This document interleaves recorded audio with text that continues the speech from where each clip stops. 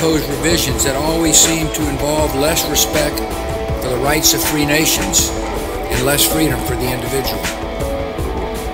These matters would be difficult under any circumstances. They are further complicated by a trend in Western countries away from global engagement and democratic confidence. Parts of Europe have developed an identity crisis. We have seen insolvency, economic stagnation, youth unemployment, anger about immigration, resurgent ethno-nationalism, and deep questions about the meaning and durability of the European Union. America is not immune from these trends. In recent decades, public confidence in our institutions has declined. Our governing class has often been paralyzed. The American dream of upward mobility seems out of reach for some who feel left behind in a changing economy. Bigotry seems emboldened. Politics seems more vulnerable to conspiracy theories and outright fabrication. You both were members of Skull and Bones, a secret society at Yale. What does that tell us? Not much, because it's a secret. Is there a secret handshake? Is there a secret code? I wish there were something secret I could manifest. 322, a secret number? There are all kinds of secrets.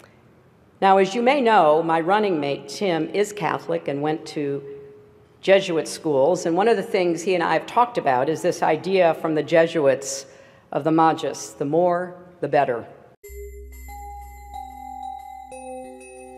Hello, everybody, and welcome to another reading of Codeword Barbelon today on this Sunday, April 1st, 2018. And we have Chapter 28, Rome and the American Civil War, a Jesuit coup d'etat. Is that correct, Jörg? Did I get that right? No, we are Abraham Lincoln, the Jesuits, and the American Civil War we are on. Ah! My marker was in the wrong spot. The 29. Chapter 29. We just did 28. That's right. Yeah, I don't want to redo that because that was really a nice recording. Ah, yeah. And I wanna start saying Happy New Year, brother. Oh, yeah, that's right. You know, today, that's right. This is the real deal. This is the real deal. Biblically, it is today more than on the 1st of January, the new year starting. I agree, you know, and this is why I had the push to get these videos that I've been working so hard for a year on up, is because of that principle that, yeah, we've been duped on the real calendar. You know, I think was it in Martin Luther's time, this would have been the New Year. No, Martin Luther lived at the time of the Julian calendar. That's right. And at that time, New Year still was on the 1st of April. Wow. That changed in 1572 when Pope Gregory changed to the Gregorian calendar. Wow. He scrapped after the Council of Trent, then, was that? 1572 is after the Council of Trent, yeah. Right. He scrapped 11 days from the month of October. From the 4th to the 15th or something, but it continues in the date, but it's just, you know, there's a picture that I have on there, but you can put that on maybe if you wanna. We use that during the reading of Characteristics of Antichrist because he thinks to change times and laws. Oh, yeah. And he does with the calendar whatever he wants, horn. You know. Yeah, that's right. The little horn. Can't forget that. So we are in chapter 29 of Codeword Barbelon, 666, Danger in the Vatican, Abraham Lincoln, the Jesuits, and the American Civil War. I think it's such an incredible, that last chapter was such an incredible read. Yeah. Oh, man. So this is just a continuation of the Civil War and the Jesuits' influence. And, of course, this wonderful quote, Jörg. So I'll let you just get going with it. I'll just refrain from commenting anymore.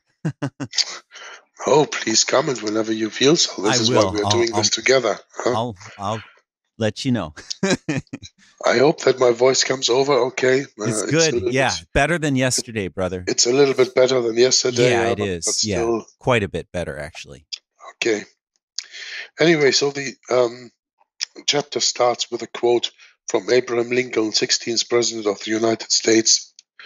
The war, meaning the Civil War between 1861 and 1865, would never have been possible without the sinister influence of the Jesuits.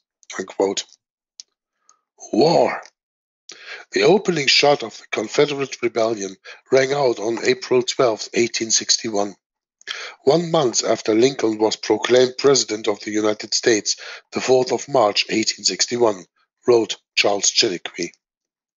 In this chapter, we shall discover what President Abraham Lincoln, also called Honest Abe, said in his view was the real cause of the American Civil War.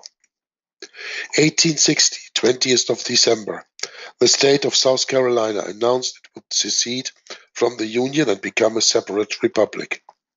The federal government responded by calling on other states to send troops to suppress South Carolina. 6 southern states refused to comply and joined with South Carolina to form the Confederate States of America, with Jefferson Davis as their president. According to Father Chiniquy, Lincoln confided to him, quote, "I feel more and more every day that it is not against the Americans of the South alone I am fighting. It is more against the Pope of Rome, his Jesuits, and their slaves. There are only very few of the Southern leaders who are not more or less under the influence of the Jesuits through their wives, families, relations, and their friends. Several members of the family of Jeff Davis are under the influence of the Jesuits. Even the Protestant ministers are under the influence of the Jesuits, without suspecting it. Rome is doing here what she has done in Mexico and all the South American republics. She is paralyzing by civil war. She divides our nation in order to weaken, subdue, and rule it. I pity the priests. I pity the bishops and monks of Rome in the United States when the people realize that they are in great part responsible for the tears and blood shed in this war. I conceal what I know, for if the people knew the whole truth, this war would turn into a religious war, and at once take a tenfold more savage and bloody character. It would become merciless, as all religious wars are. It would become a war of extermination on both sides. The Protestants of both the South and the North would surely unite to exterminate the priests and the Jesuits if they could hear what Professor Morse had said to me of the plots made in the very city of Rome to destroy this republic. The true motive power of the Civil War is secreted behind the thick walls of the Vatican, the colleges and schools of the Jesuits. They have continued in a silent but most efficacious way to spread their hatred against our institutions, our laws, and our liberties in such a way that this terrible conflict became unavoidable between the North and the South. It is to popery that we owe this terrible civil war. I would have laughed at the man who would have told me that before I became president. But Professor Morse has opened my eyes on that subject. Our people are not yet ready to learn and believe those things, and perhaps it is not the proper time to initiate them into the dark mysteries of hell. Sooner or later, the nation will know. And then those who have caused those desolations and disasters will be called to give an account." Unquote. Now, I think there are several things that we could go into a discussion with what Abraham Lincoln said here. I mean, first and for all, of course, you can ask yourself the question, if he is called by his nickname, Honest Abe, if he is an honest president and he knows something about the history of his country and the war his country is going to be engaged in, and he doesn't tell all his people, can you still call him honest? Just a question that I'm asking. Right. And also we read that he says that if the people knew, I conceal what I know, for if the people knew the whole truth, this war would turn into a religious war and at once take a tenfold more savage and bloody character. But when he knows that this war is fought by the Jesuits, and the Jesuits are the militia of the Pope in Rome, then it already is a religious war. Sure. So, of course. so what's the problem? And then he also says, sorry. Mm-hmm. Mm-hmm. It also says here, sooner or later the nation will know. Well, we are 2018 today, and the nation still does not know. No, it doesn't. There are a few people who are in the know, but most of the people are blinded by the lies of the Jesuits, as they were 150 years ago when that war was going on. So I think it would have been honorable of Abraham Lincoln to proclaim the whole truth about that war. But on the other hand, if he did so, they would probably only have assassinated him earlier. Sure. Yep. If he spoke that truth. Yeah. So don't get me wrong. I don't condemn what he says here. But when he says that I conceal what I know because if the people knew what it's all about, it would be a tenfold more savage and bloody. I cannot accept that he is called Honest Abe when he conceals something that important of the American people, that he is, and that is what a president actually is, Brett. Yeah. He is a chosen shepherd over the people. Absolutely. Right? Yeah, that's right. And it's interesting, the footnote, of course, this quote is taken from Charles Chiniquy, 50 Years in the Church of Rome. And that book is about Abraham Lincoln's dealings in his profession before he got elected to the presidency. He was a, what do you call this? Lawyer. He was a lawyer, yeah. Yeah, a lawyer. And he worked with Charles Chiniquy and quickly found out that he was fighting against the Roman Catholic institution when he was defending Charles Chiniquy in court. And yeah, that's an incredible subject in of itself. So, you know, it's interesting because I think we talked about this yesterday, just a touch, Jörg, that Abraham Lincoln may not have been a fundamentalist Bible believer, but he had a, what would you say? He had empathy for Charles Chiniquy. And he took on the case to fight against the Roman Catholic institution right away in his early career, as maybe, I don't know, was it? Yeah, that's true, because when he released Charles Chiniquy from the charges that were made against him, because they were all bogus charges.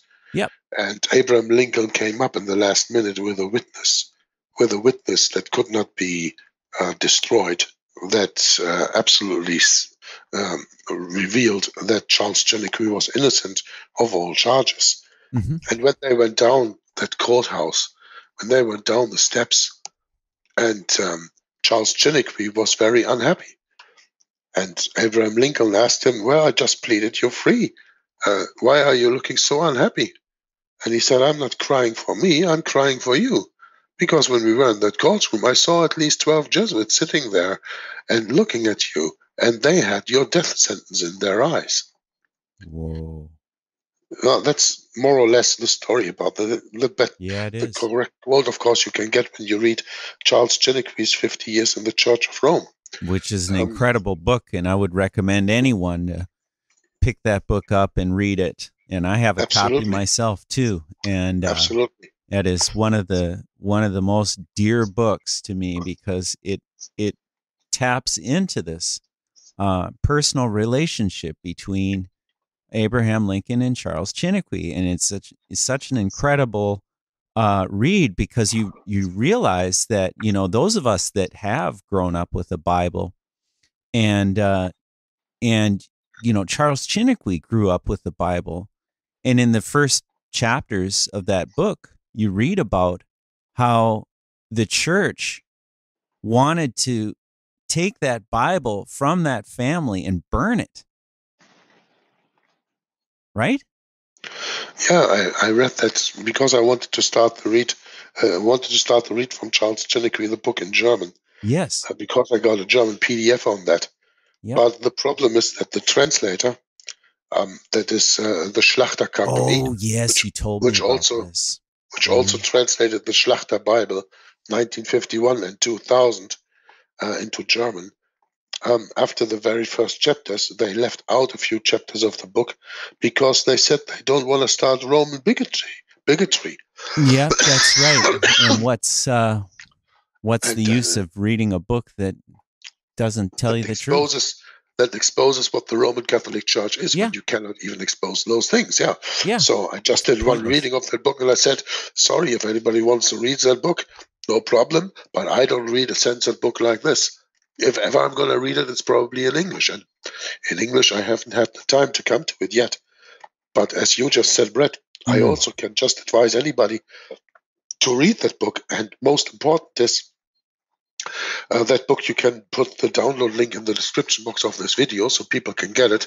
It is available for free as a PDF on the internet. Yes, and I would recommend, if anyone would buy that book, try and seek after an old copy. You're going to pay like $50 at least, but believe me, it's worth it. Absolutely, Brett. Yep. But the problem is that we are often speaking to people who don't have it financially as easy as many other people. No. We know that we have our problems financially, you and me. Yeah. And we know how that comes because we are Bible-believing Christians and we don't care about this world. And a lot of our listeners are in the same shoes. So when we can advise them to get the book for free, they can get the same information, but they don't have to pay for it. Yeah, I think it's just wonderful.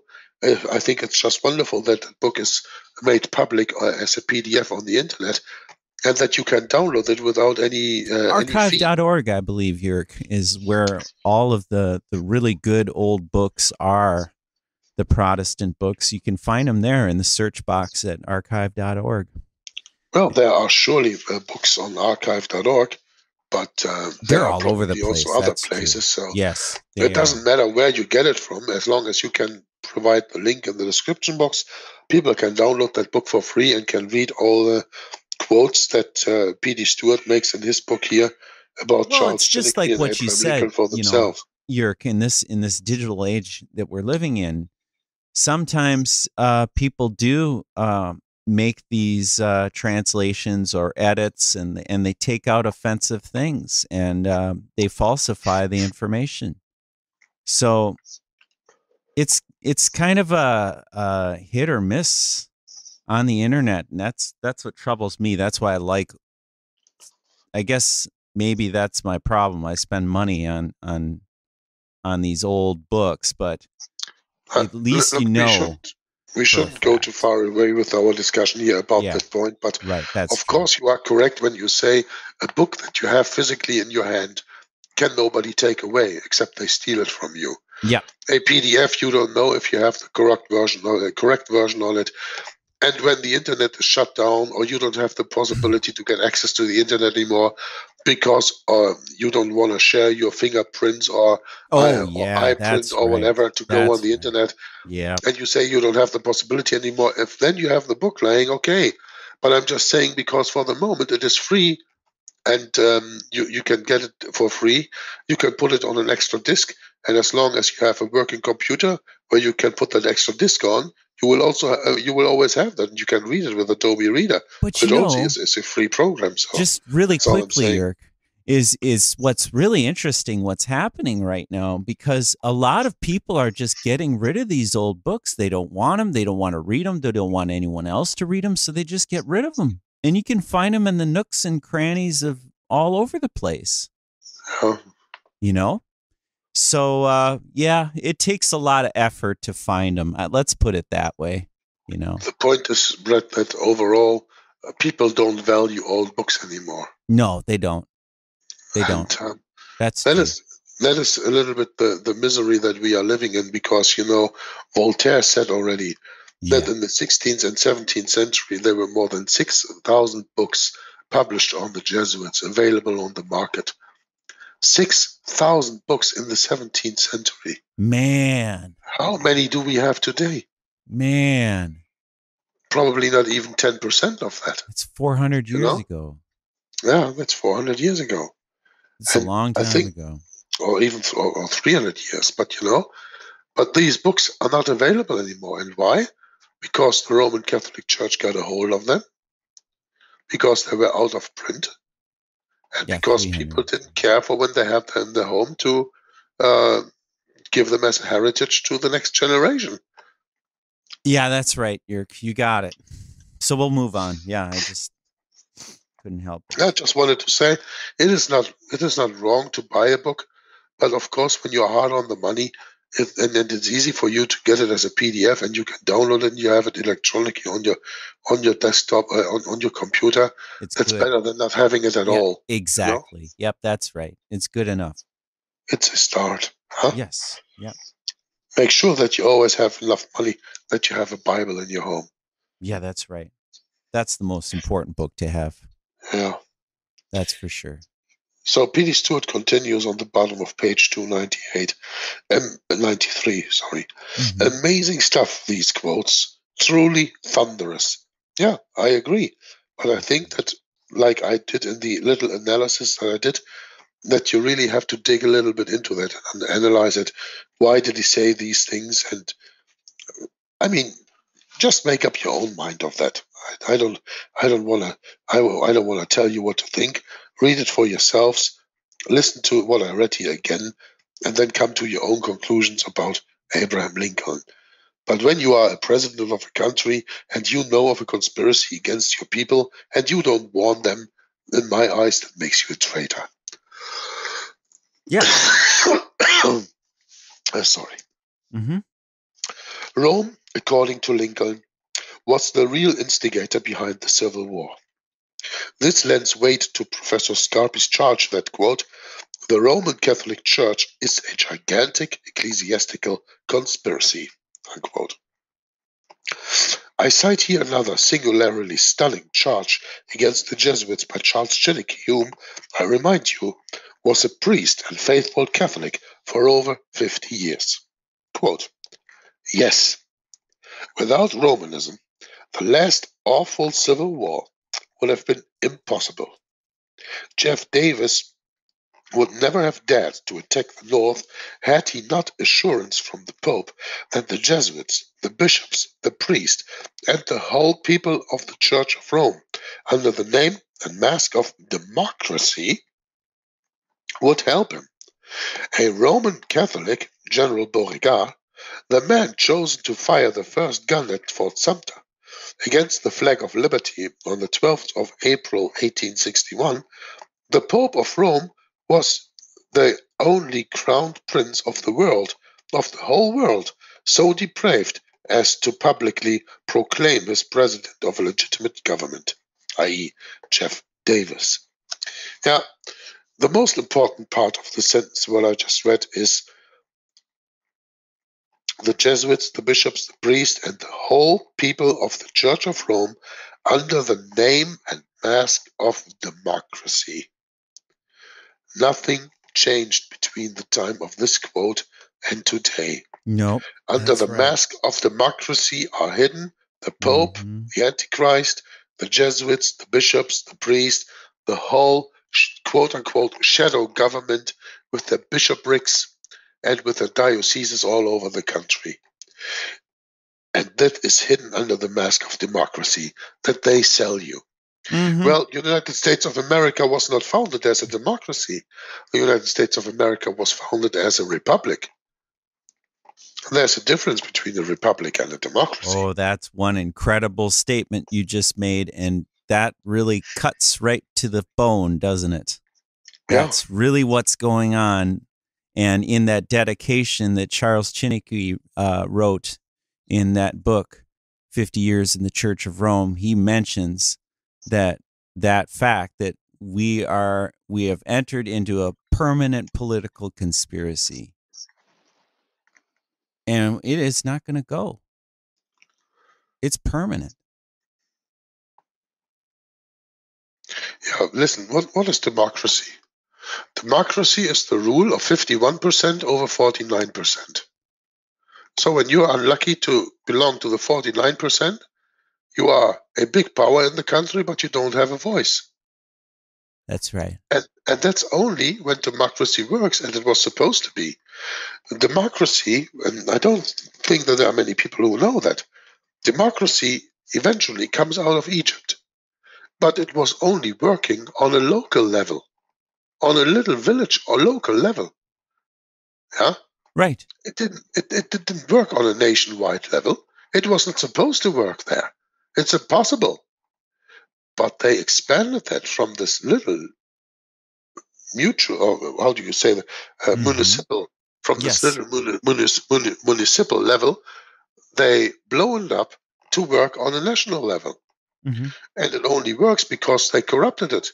Because democracy today is not what democracy should be, actually. And this democracy that we are talking about today is not the democracy that we got out of Greece.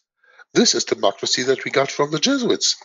They are the inventors of modern democracy, and they infiltrated the democracy. And this is why, I mean, you have to remember, Brett, Pope Pius IX, in his syllabus of errors in 1864, during the Civil War, by the way, condemned all ruling of the people, by the people, for the people. Every government that was not from the top down, that was not a monarchy, or that was not an ecclesiastical monarchy, a theocracy, as the Pope likes to call, of course, his kingdom in the world, he condemns. Yeah? And even though that we see after that there are a lot of democracies and republics in the world, today they don't care that much anymore. Why? Because they infiltrated all levels of that. And they have it in their pocket anyway. Right. That's why the Jesuits of themselves, they don't care what kind of rule there is in the country. They have the control anyway. They always control it from the top down. When you're living in a democracy, so-called, like I live in Belgium, or where I come from in Germany, or where you live over there in the United States of America, you are put into two different camps. You are put in the left camp, or you are put in the right camp. Yep. And then the left camp plays against the right camp, and in the end, the church is the winner, because they control the left camp as they control the right camp. And you're left there in the middle, passing your vote, and actually have to say nothing. Yeah. You know, there's a German secretary of he is now for the secretary of the Homeland, something like that, Seehofer, who comes from Bavaria, who a few years ago made a statement on German television where he said, you know, the people who are elected have nothing to say, and the people who have something to say are not elected. And he said that on mainstream television, you know. But you know, Germany consists or has about 82 million inhabitants for the moment. I don't think that even a tenth of them heard this message from Seehofer. And from the tenth that heard it, I don't think that even 100% even understood what that implies. Well, they all know that they are screwed, but they don't do anything about it. They still keep electing these candidates. Yep. Whether in Germany, it's the candidates they put up there, or in the United States of America, it is the candidates the Democrats or Republicans or Independent put up there for you. That's right. I mean, there was a time when I was going to wake up that I was for Ron Paul. Because he sounded legitimate. I know, me too. What did I know as a German, as a European of American politics? But what Ron Paul proposed, especially the audit of the Federal Reserve and all that stuff, that sounded very legitimate. It sounded legitimate. That's right. Little did I know that Ron Paul was so often in Rome as I visited my grandmother when I was a child. Oh, man. Yeah? Yeah. Yep, they got all kinds of little programs they're running there. Okay, so let's continue in the book. Maybe we can finish this chapter today. Okay, cool. It's just 2 pages. Yes. Lincoln said, quote, If the American people could learn what I know of the fierce hatred of the priests of Rome against our institutions, our schools, our most sacred rights, and our so dearly bought liberties, they would drive them out as traitors." Unquote. Why do you doubt this? These are the facts. All else is intrigue. Did we not read earlier that the Jesuit in his initiation is told, quote, "You have been taught to insidiously plant the seeds of jealousy and hatred between the states that were at peace, and incite them to deeds of blood, involving them with each other, and to create revolutions and civil wars." Unquote. Now, this is a textbook example of the American Civil War between 1861 and 1865. Most historians agree that it was the decision by Chief Justice Roger B. Taney that was the pretext for the Southern Confederacy's igniting of the Great American Civil War. And today, with the hindsight of history, we must now regard that war as the Second Catholic War on American soil. The first, as we shall see later, was the War of Independence, 1776 through 1783. Well, I have to applaud Bitchute to see it that way, because that is absolutely my conviction too. And I think I said that already in our last broadcast, Brett, when I mentioned that all these wars are actually religious wars, and also of course, that the War of Independence was the Catholic War, because it was a war to get the colony separated from Protestant England. That's right. Yeah. And that's what it was all about. They couldn't get England. They couldn't get England through the Spanish Armada. They couldn't get England through the Bevin plot. They couldn't get England through the Gunpowder plot and through any other plot that they schemed during the last centuries. So they said, well, if we can't get England, we have to get America, because they know that's a saying of the Jesuits. They say, when Protestant England is broken from Protestantism, Protestantism is broken all over the world, because that was the heart of Protestantism. That's right. Many people think the heart of Protestantism is in Germany. Well, that's not correct. The heart of Protestantism came out of England. It was Tyndale and Wycliffe. The morning star of the Reformation. That's right. Yeah? Absolutely. And of course, John Huss. Well, we know when John Huss was killed in the Council of Constance in 1514, he said, "You can kill this goose, but in 100 years a swan will come up, and him you will silence." He was prophetically speaking about Martin Luther, who came up and wasn't to be silenced with this translation of the Bible into German. Germany was then becoming the center, the driving port of Protestantism. But let us not forget that a year after Tyndale was burned on the stake in Vilvoorde here in Belgium, his last words came into existence when he, as his last words said, "O Lord, open the King of England's eyes." And the King of England's eyes, Henry VIII, were opened.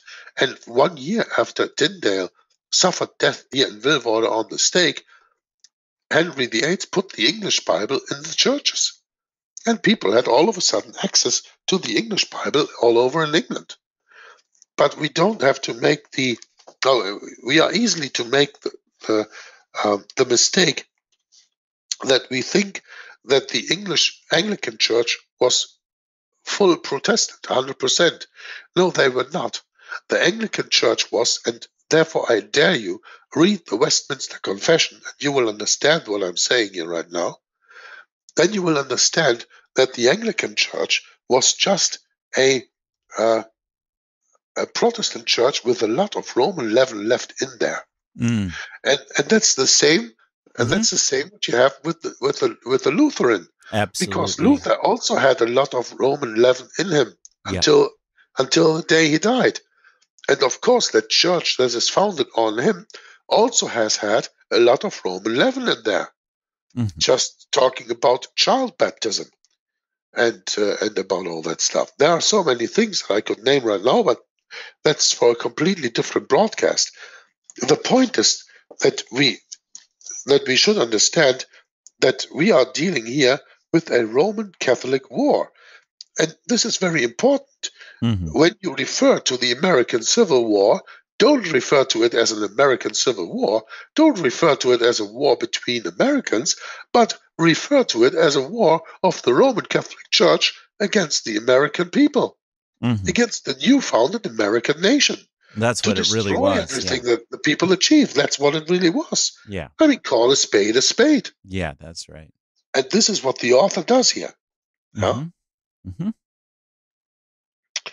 So, most historians agree, no, that I read already.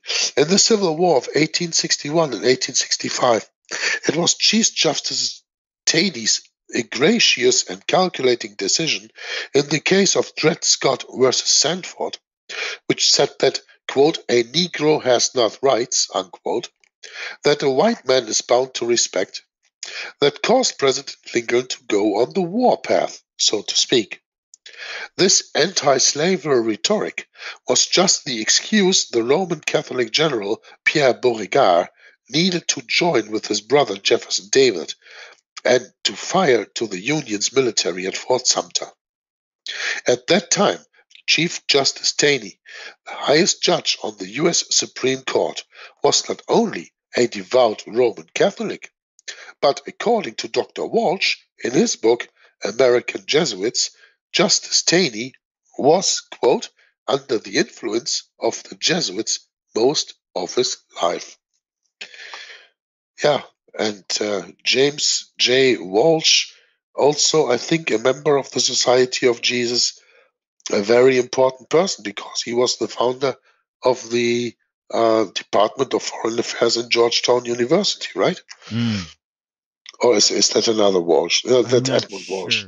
That's Edmund Walsh. Yeah, I'm mixing that up. That's okay. That's Edmund Walsh. But anyway, doesn't matter. Anyway, he says here that Justice Taney was under the influence of the Jesuits most of his life. So we are speaking here about the time of 1860, okay? Because it was before the war broke out. What do we have today in 2018 when you look at the Supreme Court of the United States of America? Ooh. You have at least 6, if not 7 Catholics running that court.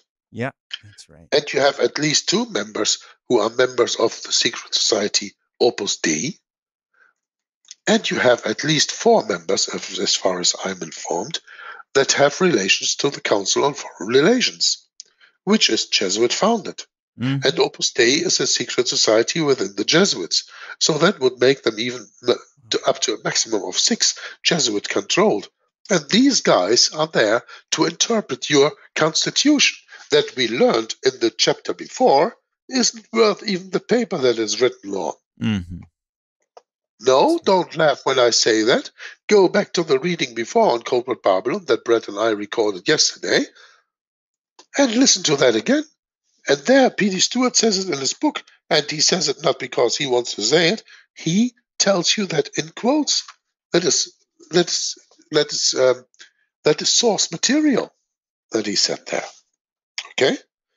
So we learn that the highest judge of the United States Supreme Court was not only a devout Roman Catholic, but under the influence of the Jesuits most of his life.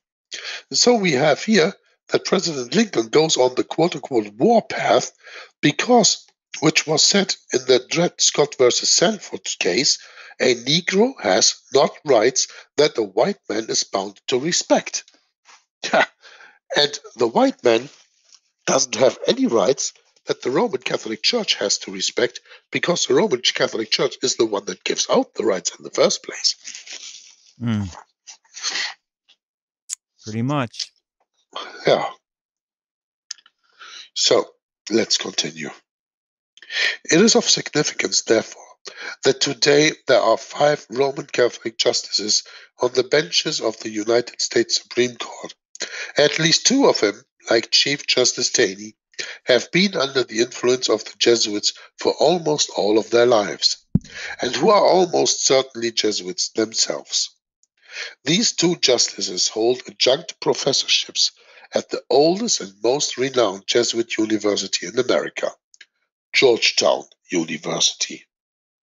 And, as in the case of Taney, the current Chief Justice is a devout and uncompromising Roman Catholic. To return to the war.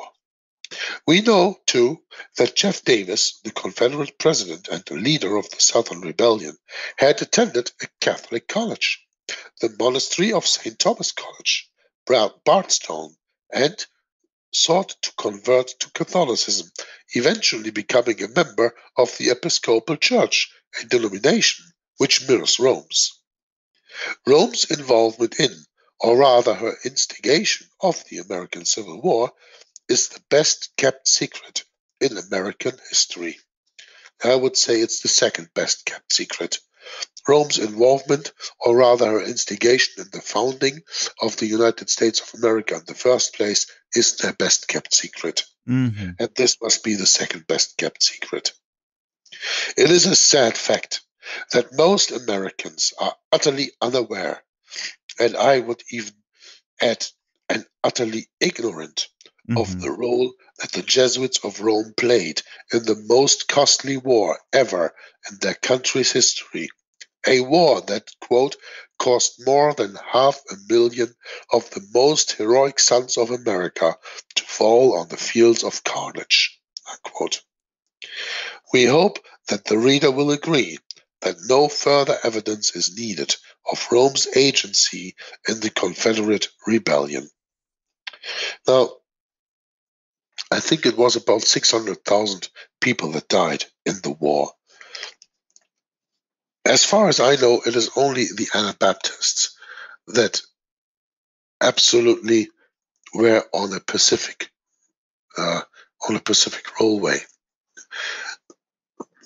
Pacific, I mean pacifist. Oh, yeah. Pacific, Okay. on the pacifist road. They were on the pacifist road. They were even exempted from military duty in many countries they were in that regard. If the United States of America, and I'm speaking not about the government now, I'm speaking about the people, if these people were all real, true, Bible-believing Christians, if the basis of the United States of America population would have been in the same mindset as the Valdenses and the Albigenses and all the other people that were mistreated by the Roman Catholic Church through centuries, if that would have been the mindset of the inhabitants of the United States of America, there could never have been a civil war, because Jesus says, do not kill. And he doesn't make an exception for war or whatever. Killing is a sin.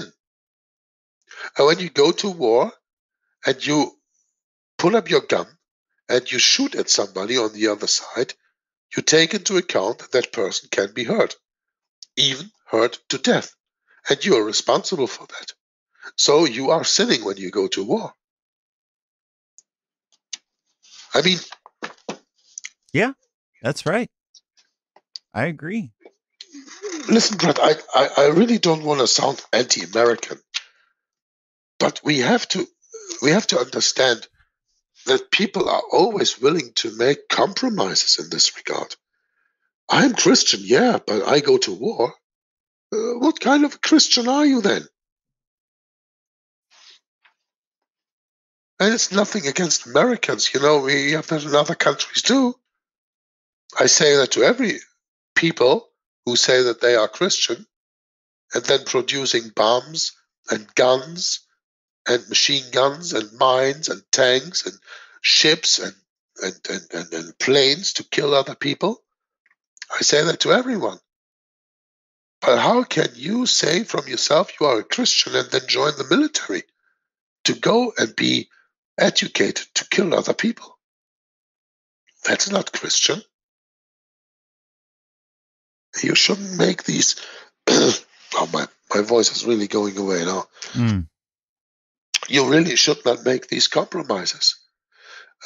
When you are a Christian and you call yourself a Bible-believing, a true fundamentalist Christian, then keep away from the military and all that stuff. You have nothing well, I think lost a there. lot of these militia-type people justify it because, oh, they're heathens. They deserve to die. So they just go out and kill them. You know, the only time do. in the only time in the Bible when there were heathens that deserved to die, these heathens were killed by the Israelites that were led by the hand of God to give them the country that they had. Yeah, And God had legitimate reasons, and God was using the Israelites to kill the people because God is the giver of life, and He is also the one who has the only authority to take away life. That's right. So what we have is a strong delusion leading these people into killing these other people today. Yeah, absolutely. It's a strong delusion, Jörg. It's a very strong delusion. It's a very strong delusion, and it's got a lot of people. It does. And it's only, Brett, because people like to compromise the Bible. And they're not reading. No, that's right. They compromise. They have the wrong scripture, and they're indoctrinated with these lies. It already starts in the United States of America with the Second Amendment. The Second Amendment isn't that the right to bear arms, or is it the third? Yeah, it's the second. Okay, you have the right to bear arms. The first, I believe, is freedom of religion, isn't it? Yeah, I don't know. Or freedom of speech, I forget. It's your constitution, not mine. Yeah, I don't have it in front of me. I only know that there's one of the amendments, and that gives you the right to bear arms. Oh, the amendment. And it gives you the right to form a militia. Mm-hmm. You know, this is the point that I never understood of Bill Cooper when I was starting this research. Oh, yeah. Why is Bill Cooper always saying about organize yourself in a militia, arm yourselves, defend yourselves? How is that Christian? I mean, if the devil comes to you and wants to kill you, let him. He can only kill your flesh. You should not fear the one who can kill your flesh here on earth. You should fear the one who can kill your flesh and your soul in hell. And that's our Father who is in heaven and who has the power over all. That's the one you should fear. If Satan or one of his minions here on earth comes and wants to kill you, well, if you have Jesus Christ, let him. He's just promoting you to a better life. That's the way that I see it. Well, yeah, I would agree. I think that Bill Cooper was just ignorant of the scriptures. Bill Cooper was not a Christian. No. Bill Cooper did so many anti-Christian broadcasts about the devil and all that stuff. But still, I like that guy. I have sympathy with that guy. Me too. And especially since they killed him on Gunpowder Plot Remembrance Day, the 5th of November, 2001. Wow. Huh? But Bill Cooper also was advocating militia. Well, he may have drawn a weapon, on a policeman or something. I don't know. But, you can't mess around with a policeman with a weapon, man. They will kill you. Well, if you want to know the real circumstance of all that, then you have to contact this Doyle guy who took over. I think he even made a video about all that and explained it, how in detail that assassination of Bill Cooper worked. But he didn't even shot a policeman or whatever. That was all made up. But sure. It's a false flag operation from the beginning. They wanted to get rid of him because he announced on the 28th of June in 2001 that there will come an event in the United States of America, and they will blame it on Osama bin Laden. He predicted all about Osama bin Laden way before it happened. Yeah. And he said when they want to blame it on Osama bin Laden, don't believe it. Yeah, that's right. And that's why they wanted to get rid of him. And Bill Clinton, what was it? Wasn't Bill Clinton? Right. Bill Clinton was the one who said that Bill Cooper is the most dangerous radio host in the United States of America. That's right. Yeah. That's right. Bill Clinton didn't get rid of him. He got rid of Waco. Okay. Yep. But he didn't get rid of him. Not right away, but he did eventually. Bill Clinton earned his spurs. Or rather, the administration got rid of him. Let's put it that way. Yeah. the administration got rid of them, just like they got rid of this Minnesotan here in our Congress. I forget his name right off the top of my head now. Wellstone, Paul Wellstone. Yeah, same thing. They just get rid of people that are, politically a nuisance. You're political nuisance. Well, we have ways of dealing with it. So they deal with it. And it's justified, Yeah, I just hope that our listeners don't get me wrong. But there's a difference between being an America who bases his freedoms on the Constitution and the Bill of Rights, and there's a difference between that American and an American who bases his authority on the King James Bible and calls himself a Christian. And the difference is the first one will grab arms, goes into military, and will defend his quote-unquote human rights that are given to him by the Antichrist, and the other one, the Bible-believing Christian, won't do that. He will rely on Jesus Christ and will live by the word, which is said, "Revenge is mine, saith the Lord." Yep. Simple as that. As I end this chapter, I leave you with a profound warning given by Abraham Lincoln. So says Chiniquy about the future of America after his generation had passed on. Quote, "I do not pretend to be a prophet, but though not a prophet, I see a very dark cloud on our horizon. And that dark cloud is coming from Rome. A cyclone such as the world has never seen will pass over this country, spreading ruin and desolation from north to south. Neither I nor you, but our children and children's children will see those things." And they did. And they still do. And they still will in the future, because Jesus Christ has not yet returned. How long, O Lord, how long must we hold out? "In this world you will have tribulation," the Lord said. "But don't despair, I overcome the world." And so do we. We are made free with the truth that Jesus Christ gives us. And his truth sets us really free. And with that, no man on this earth can ever in any way harm us, because we have the liberty of Jesus Christ. That's the most important liberty we should never give up. And next time when you think about me, about an American bigot or whatever, and tell me where in the Constitution, where in your Bill of Rights, where in all these papers is anything of the Bible mentioned, and then come back to me and we'll discuss that. For the moment, I thank you very much, but you see my voice is absolutely giving up on me. Oh, I have a comment here.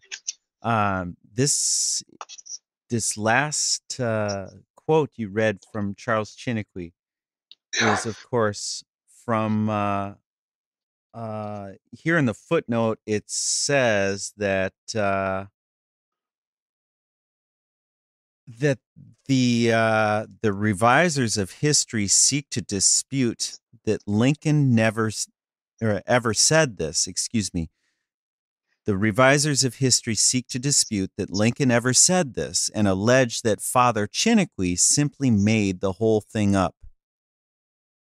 Evidence herein speaks for itself. Yeah, well, I mean, simply the last sentence says it all. Yeah, the evidence herein speaks for itself. Yeah. By their fruits you will know them, Brett. That's right. That's right. And if you're listening to us now, that very likely you might be very critical of what this world is trying to do with our heritage from Christ. And we have to stand up and defend our heritage from Christ because it's under attack. And I was listening to this video yesterday, Yerk. I sent you on Ian Paisley standing up before European Parliament. I don't know what year that was. Do you? I think it was 1984 or something. Wow. Yeah. I mean, that must have took a lot of energy to stand up in front of that entire meeting and call the Pope the Antichrist. Yeah, sure. Before he addressed Parliament. That was an incredible portion of history there too. You know, in our modern day, that's much more modern, but still Charles Chiniquy's impact is very significant and goes right into Abraham Lincoln. And that book, 50 Years in the Church of Rome, is such a good fundamental history lesson and a Protestant lesson as well, because you have Charles Chiniquy actually coming out of the Roman Catholic faith and being a true Bible-believing Christian, finally realizing that this Bible is a fake. The one that the Vulgate it's a phony. But anyway, Jörg, I really appreciate your time and energy you take to do these readings, and we'll wrap it up for today then. Yeah, let's just hope that next time we come together, my voice will be a little bit better again. Yes. It's really annoying for myself also, so. I'm sure. It prevents you from doing any recordings. Yeah, it's a shame. I could have done so many readings the last days, and I couldn't do anything because of my voice. But yeah, beware when the lion being let loose again. Yeah, that's right. All right, Jörg. Very well. And thank you for your time and energy, Jörg, and look forward to getting back on the stick and getting to the next chapter here, chapter 30, Lincoln's assassination, the untold story. It's going to be very interesting, of course, yeah. It just keeps getting better every reading we do now with this. And I have a gut feeling it's going to be that way with the entire next months to come, with the next chapters in the second book as well. Antichrist is a woman. A lot to look forward to. Yes, indeed. All right, Jörg. Do you have any closing comments? No, you interrupted me during them, so I'm done. Okay, very good. Thanks, everybody, for listening, and thanks for commenting. And please let us help you in the future if you want to leave us a comment, and we'll catch up with you next time. Bye-bye.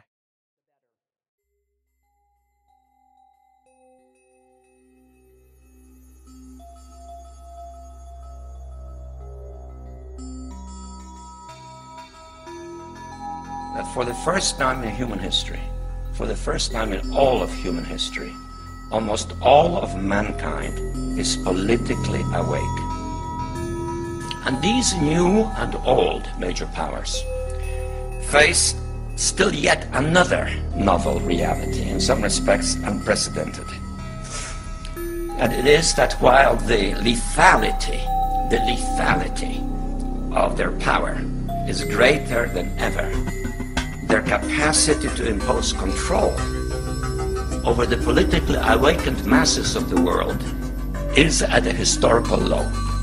I once put it rather pungently, and I was flattered that the British Foreign Secretary repeated this, as follows. Namely, in earlier times, it was easier to control a million people. Literally, it was easier to control a million people than physically to kill a million people. Today, it is infinitely easier to kill a million people than to control a million people. It is easier to kill than to control. We're at the very beginning stages of a very brutal and bloody conflict.